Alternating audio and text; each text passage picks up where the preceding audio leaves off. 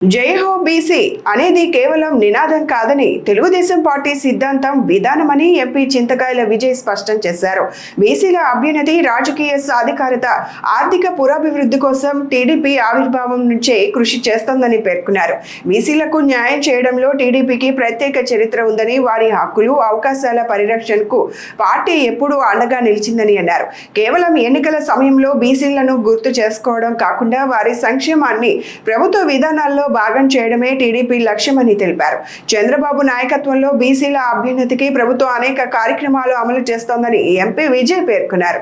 బీసీల ఆత్మగౌరవం, సామాజిక న్యాయం, రాజకీయ ప్రాతినిధ్యమే జై హో బీసీ కార్యక్రమం ప్రధాన ఉద్దేశమని వివరించారు. మొత్తానికి జై హో బీసీ ఒక రాజకీయ నినాదం మాత్రమే కాదు, బీసీల సాధికారతకు, టీడీపీ కట్టుబాటుకు ప్రతీక అని ఎంపీ చింతకాయల విజయ్ మీడియా సమావేశంలో స్పష్టం చేశారు. బడుగు బలహీన వర్గాలు వెన్నుముక్క తెలుగుదేశం పార్టీకి. ఒక తల్లికి బిడ్డకి ఉన్న అనుబంధం తెలుగుదేశం పార్టీకి బీసీలకు ఉన్న అనుబంధం.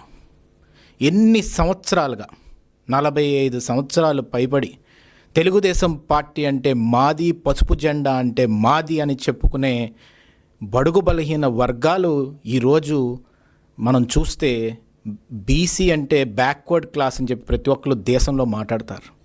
కానీ ఒక ఆంధ్రప్రదేశ్లోని టీడీపీ హయాంలోని చంద్రబాబు నాయుడు గారు ముఖ్యమంత్రిగా ఉన్నప్పుడే అది బెస్ట్ క్లాస్గా అయింది, బ్యాక్ బోన్గా అయింది. బ్యాక్ బోన్ ఆఫ్ ఆంధ్రప్రదేశ్గా బీసీ అని తయారైందంటే అది చంద్రబాబు నాయుడు గారి వల్ల తప్ప ఎవరి వల్ల కాదు అని నేను గట్టిగా చెప్పగలను.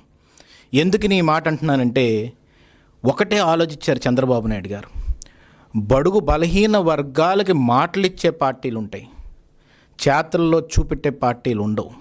కానీ అది ఒక్క తెలుగుదేశం పార్టీయే చేతల్లో చూపెట్టి 1987లోనే రిజర్వేషన్ లోకల్ బాడీస్లోని జడ్పీటీసీలుగా, ఎంపీటీసీలుగా, సర్పంచులుగా బీసీలో అత్యంత ఉన్నత స్థానంలో ఉండాలి, పదవుల్లో ఉండాలి, డెసిషన్ మేకింగ్లో ఉండాలి, పాలసీ మేకింగ్లో ఉండాలని చెప్పి ఆలోచించిన ఏకైక పార్టీ తెలుగుదేశం పార్టీ.